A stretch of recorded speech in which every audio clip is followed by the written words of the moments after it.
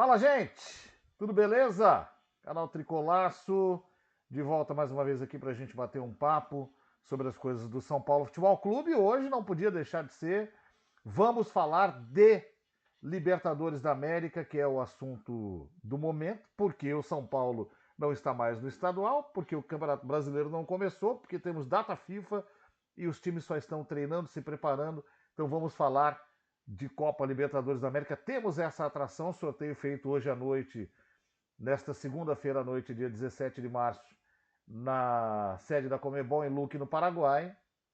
E nós temos aí a definição dos grupos. Vou puxar os grupos aqui para a gente poder falar.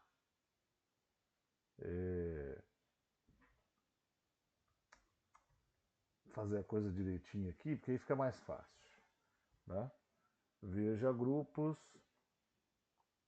da Libertadores da América. Então aqui, ó, coisa bonita. E a gente vai falar do nosso tricolor, claro. São Paulo é cabeça de chave do grupo D e pega Libertad do Paraguai, mais uma vez o Tajeres da Argentina e o Aliança Lima do Peru. São Paulo, inclusive, enfrentou na campanha vitoriosa de 2005. O Botafogo é cabeça de chave do grupo A, com Estudiantes, Universidade de Chile, Carabobo. O River Plate, cabeça do B, com Independiente Del Valle, Universitário de Barcelona de Guayaquil. O Flamengo, a cabeça do C, com LDU, Tátira e Central Córdoba.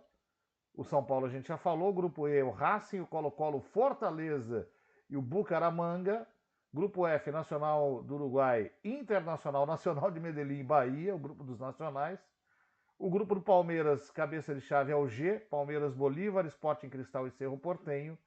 E o grupo H tem o Penharol, com Olímpia, Vélez, Sarsfield e o San Antônio da Bolívia. Ulubulo, né, que chama?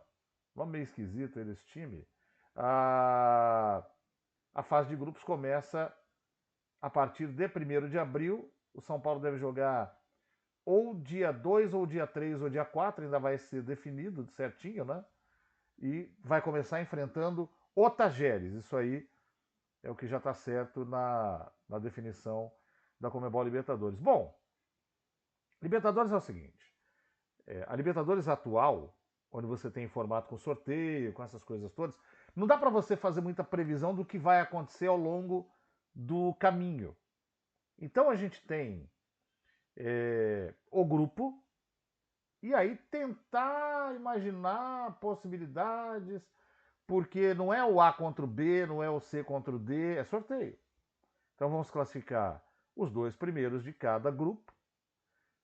Líder enfrenta vice-líder, mas a escolha é feita no sorteio. Né? Então a previsibilidade é menor do que aquelas de antigamente.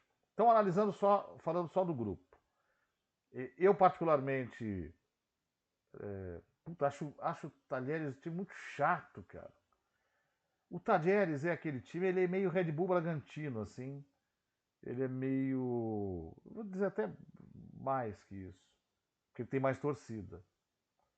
Mas é em termos de chatice. Sabe aquele time. O São Paulo tem uns times chatos que ele enfrenta, por exemplo, no Brasileirão, né? Criciúma é um time chato pro São Paulo. Mesmo em uma fase. O Bragantino é um time chato pro São Paulo. Tem esses times casca, né? O Goiás sempre foi um time chato pro São Paulo. É mais ou menos isso. O Talheres é chato. O Talheres, o ano passado, ganhou do São Paulo. Aliás, foi a única derrota em toda a Libertadores da América do São Paulo, que não foi campeão. Que saiu semi-invicto, né? Foi a única derrota. 2-0 para o Talheres em Córdoba, ainda sob o comando do Carpini, num time que foi preparado para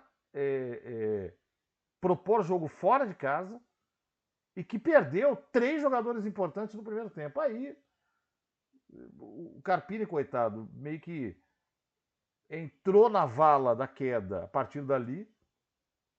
E eu acho que ali ele não tem culpa direta no que foi produzido. porque ele montou o time não para aquilo, ele teve que remontar durante o jogo. Foi ali que o São Paulo perdeu o Lucas, por exemplo. E depois dali, teve mais um jogo no Brasileiro, ele saiu, enfim, o resto da história veio o meu dia. E aí o São Paulo enfrentou naquele ano, o ano passado, o Barcelona de Guayaquil, foi um adversário chato também, eu também não gosto. E o São Paulo teve uma virada de fase muito difícil. E pegou aquele time verdinho lá da Venezuela. Nossa, me deu um branco. Como é que chama aquele time? Se alguém lembrar, me fala aí. Esqueci, rapaz. Sei que São Paulo. O time era fácil de jogar, mas o São Paulo ganhou 2-0 só no fim. Foi uma coisa horrorosa. Ainda com o Carpini, né? Ainda com o Carpini no Morumbi. Nossa, não lembro o nome do time. Me deu um branco total. E não vou consultar aqui também. Mas enfim, acho o Talheres muito chato. Temos aí o time do Aliança Lima, tradicional, lá do Chile, do Peru, mas é daqueles times também que não morde forte, né? O Aliança Lima é um time que tem torcida tradição, mas não é de incomodar e não é dos grandes times que a gente tem hoje na América do Sul. O Tajeres é um time muito arrumado. Tem sido uma pedra no sapato na própria Argentina. E oh meu Deus do céu, Libertad do Paraguai, que é aquele time também que nunca é um time fraquíssimo, mas também não é um time muito forte, talvez seja aí o adversário mais tranquilo desse grupo, na teoria. O peso dos escudos, o São Paulo é um pesado sozinho, talvez o Aliança seja um pouco levemente mais pesado do que o Tajeres aí, por causa da sua importância dentro do Peru, não dentro da América do Sul. Mas isso não vai definir o classificado. Eu acho que é só nos jogos que a gente vai saber. E dito isso, acho que, de certo modo, o São Paulo não vai ter uma vida tão difícil na fase de grupos. Tá? Depois é aquilo, não dá para fazer previsão. Tá?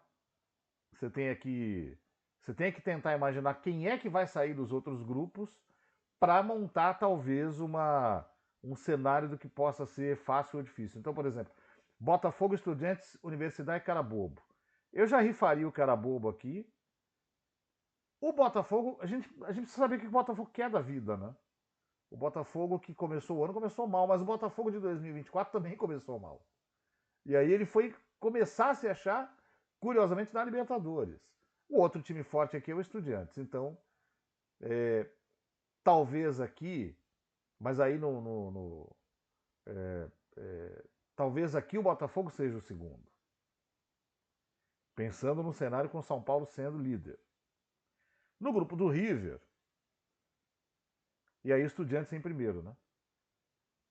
No grupo do River, o Del Valle vem de um ano irregular em relação aos outros, né? Não foi o melhor ano do Del Valle, se a gente comparar com os outros. O Universitário do Peru, aqui para mim faz número, Barcelona de Guayaquil me pareceu consistente contra o Corinthians. E o River é sempre muito forte. Então, acho que saem esses dois desse grupo. Tem o confronto equatoriano, mas acho que saem esses dois. Tem o confronto equatoriano porque o Barcelona veio da pré, né? River e Barcelona acho que passam aqui. Penso que o Barcelona pode ser um segundo, então, sempre pensando, São Paulo líder, adversário duro. Flamengo LDU, Tátira e Córdoba. Acho que aqui é Flamengo LDU. O Tátira sempre vai fazer número. Central Córdoba, apesar de ser argentino, é estreante, é time menor. Não creio que tenha força para passar da fase. E aí, então, LDU dificílima na altitude, como sempre, dá um pouco de medo.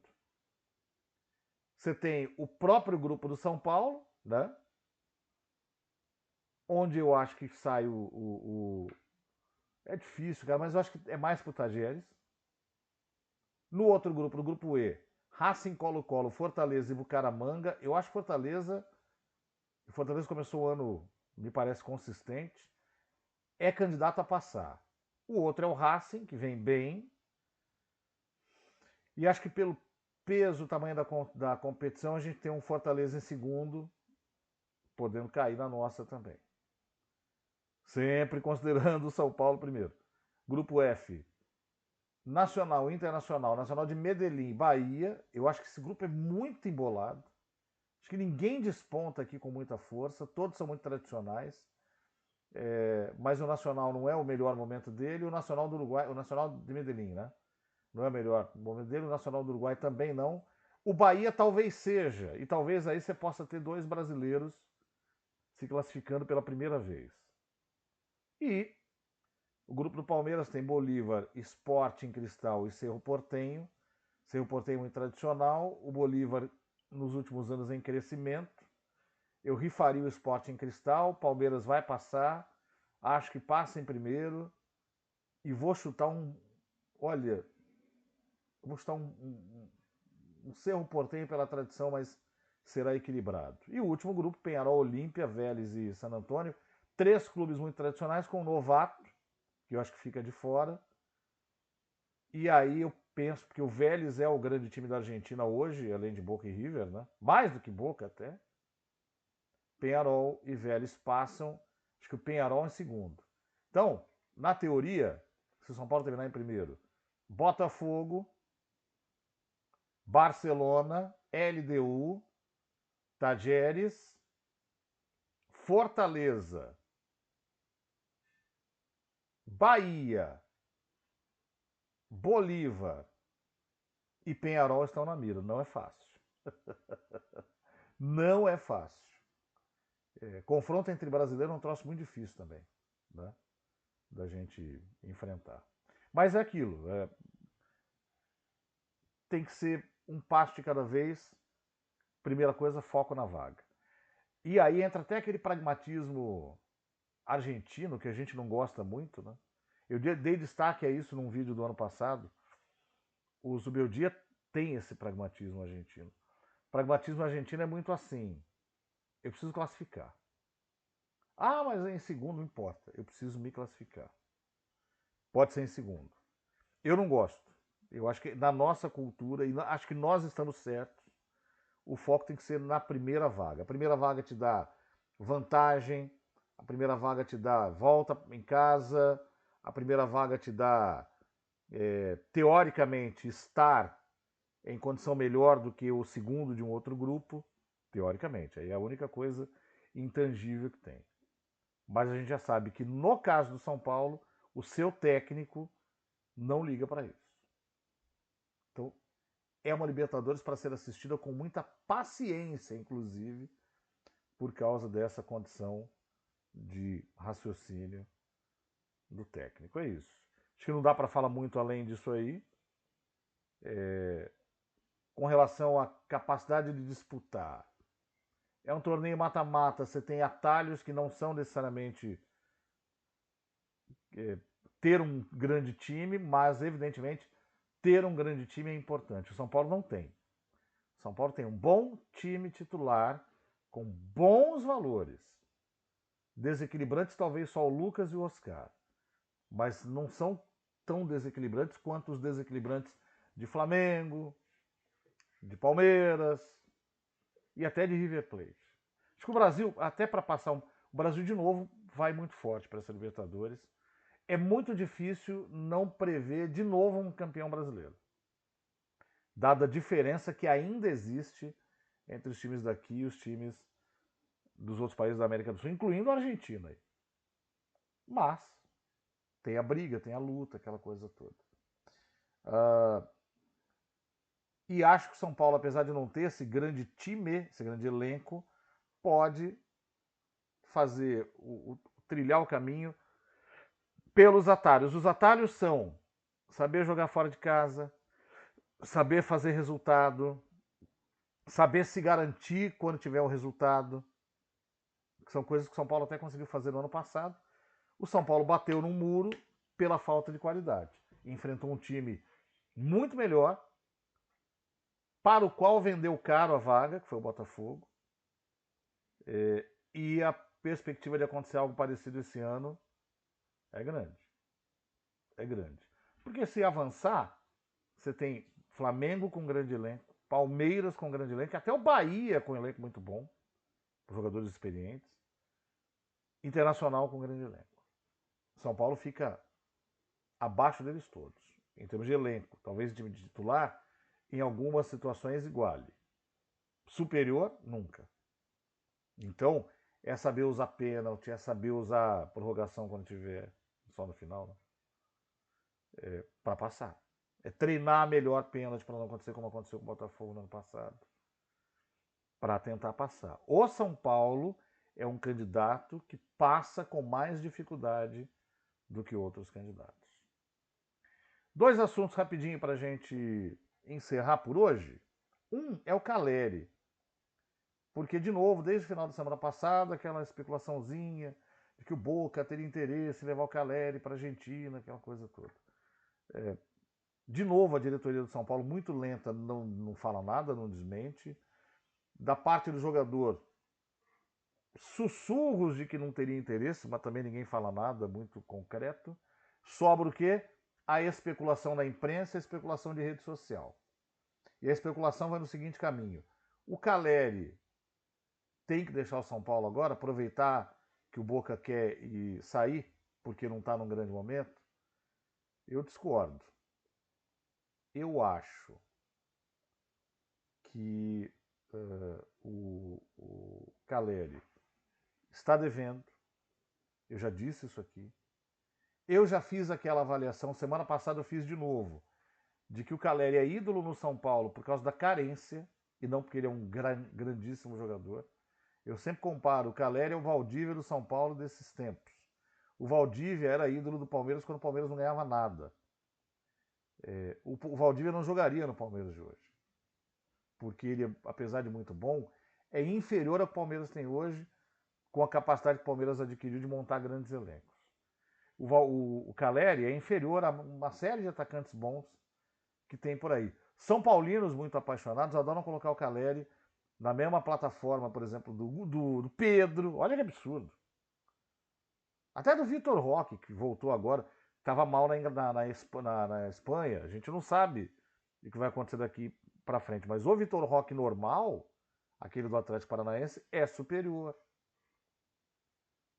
Outros atacantes são superiores ao Caleri, tecnicamente, inclusive. Agora, o Caleri tem entrega, é um jogador importante para o grupo e não tem um substituto. Veja bem, tem o André Silva, mas o André Silva não tem um substituto direto. Tem o Rian Francisco, que é aquela história. Se você não coloca, as pessoas chiam. Mas se você coloca com muito protagonismo, você bota o menino no risco. Então, é uma coisa um pouco difícil de avaliar. Eu acho que o Caleri pode ir para o banco. Eu acho que o Caleri pode sair mais vezes. Eu acho que ele está devendo. O cara não pode fazer um gol só, 2 gols, né? Do começo do ano para cá, tendo ficado sem marcar gol desde setembro. Não dá. Sendo centroavante. Tem muita aquela conversa, porque ele se doa, porque ele luta. Isso eu também acho. Mas não pode, ele é centroavante, cara. A função dele é fazer gol. Não, porque o Zubeldia manda pedrada lá para frente, pô. Com pedrada do Zubeldia ou não, o Luciano foi o artilheiro ano passado. Com pedrada ou não, ele Caleri, fez mais gols no ano passado. Então ele já jogou assim. Eu também acho que não é a melhor forma de jogar. Mas ele já jogou assim. Só que ele teve queda técnica e ele teve queda física, que agora, no começo desse ano, ele recuperou. Então ele está um pouco mais ágil, mas ele precisa melhorar tecnicamente. Ou seja, ser de novo aquele cara em que a bola passa na frente e ele mete para dentro. Ele não tem alcançado a bola. Esse é o problema. Mas ainda assim, eu acho que não é hora de descartar de uma vez. Eu acho que São Paulo, se o São Paulo pensar em descartar, tem que ser com um plano para ter um atacante de muito bom nível como titular, para talvez promover o Rian Francisco mais vezes, ou o próprio André Silva. Acho que o André Silva não segura essa bucha como titular absoluto, apesar de ter crescido mais, e o Rian muito novo. Uma hora ele vai ter que chegar lá, mas ainda é muito novo. Só por isso. Mas acho sim que o Caleri está devendo. E o outro tema é o seguinte.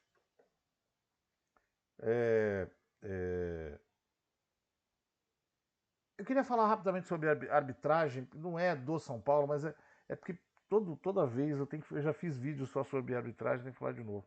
Eu vi porque eu acho que as pessoas têm que aprender de novo a separar o que é opinião em rede social e o que é, ah,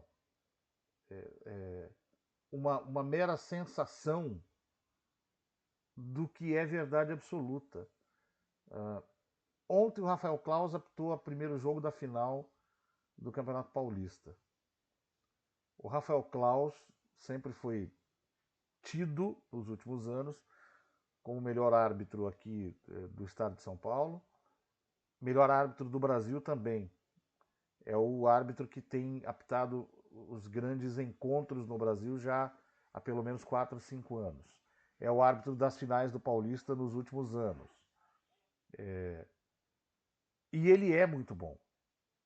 Só que aconteceu o seguinte, eu disse aqui outro dia, árbitro é ser humano e falha. E não pode ser infalível. E não será infalível. Mesmo com as falhas, ele ainda é o melhor. Ontem não teve nenhum erro grosseiro. Ele já teve erros grosseiros. Até a favor do São Paulo. Ele já teve contra também. Aquele famoso lance que não voltou lá no meio, né? Aliás, que voltou lá no meio e que o Palmeiras acabou sendo auxiliado contra o São Paulo. Não foi roubo. Questionou-se dele ter voltado a jogar. Logo ele que é um cara que não é de VAR e tal. Aí teve aquele embate com o Rafinha, que o Rafinha chama ele de palmeirense. Você é palmeirense e tal. Eu não sei para que time. Parece que ele é mesmo. Mas essas coisas não cabem a gente especular. Até porque todo mundo tem time. Só que engraçado, a partir desse episódio, redes sociais e até gente de jornalismo passou a tratar o Klaus a partir deste ponto de partida. E as análises pré-jogo feitas ao longo da última semana sobre a escalação ou o sorteio do nome dele para dirigir uma das finais do Campeonato Paulista, essas análises foram feitas partindo deste lugar. É um erro.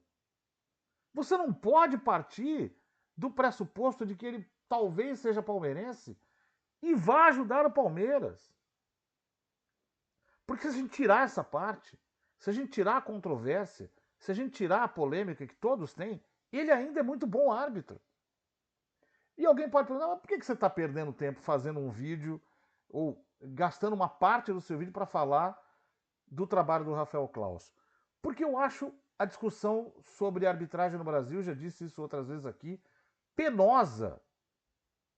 Porque ela parte normalmente deste lugar errado. Ela parte do esquema. E a gente nunca teve prova de esquema. Não máfia do apito, aquela de 2005. Aquilo ali, ok, era uma coisa de aposta e tal.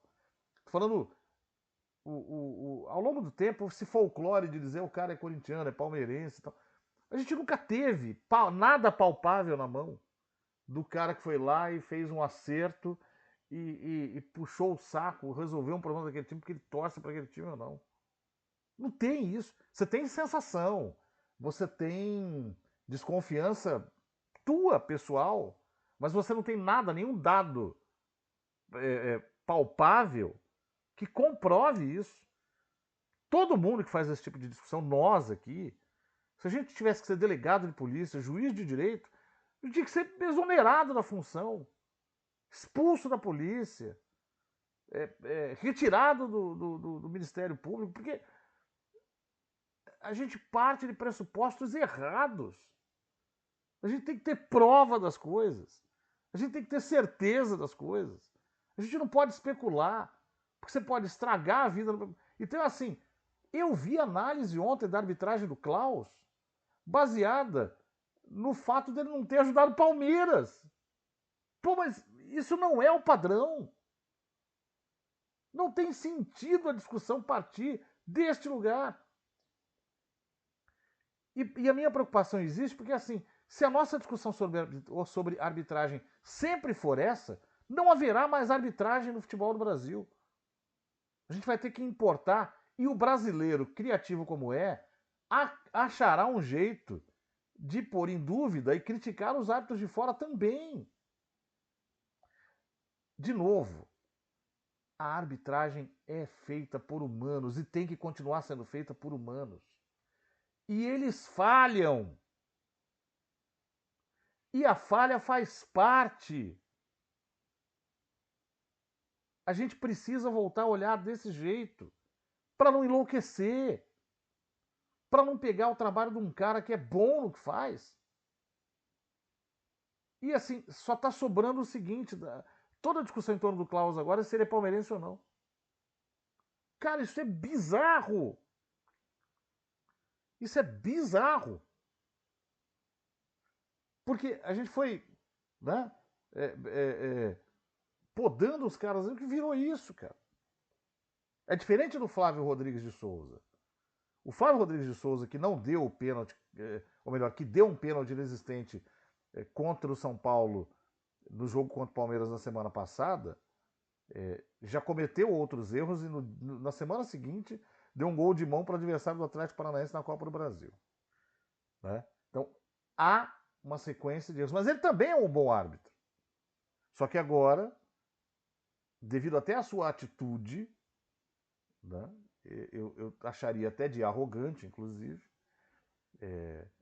de não querer ou de tentar passar a ideia de que ele estava certo num lance absurdo, isso queima o cara. Isso queima o cara. Mas ainda assim não é para tirar o cara da função. Recicla, manda para jogo menor, o cara volta lá. Concordo que, assim, teve problema com o São Paulo grave, não tem que apitar jogo do São Paulo. Não tem que apitar. Sei lá na frente. Agora não. Mas é um caso específico. A gente tem que sair desse lugar, dessa discussão que é infantil. Ela é infantil. Eu fiquei abismado que a gente tenha discutido, gente, sociedade que gosta de futebol, jornalista. Os caras pararam de avaliar o Klaus pela capacidade dele. E passaram a avaliar pelos erros eventuais que ele cometeu. Um absurdo total. Enfim,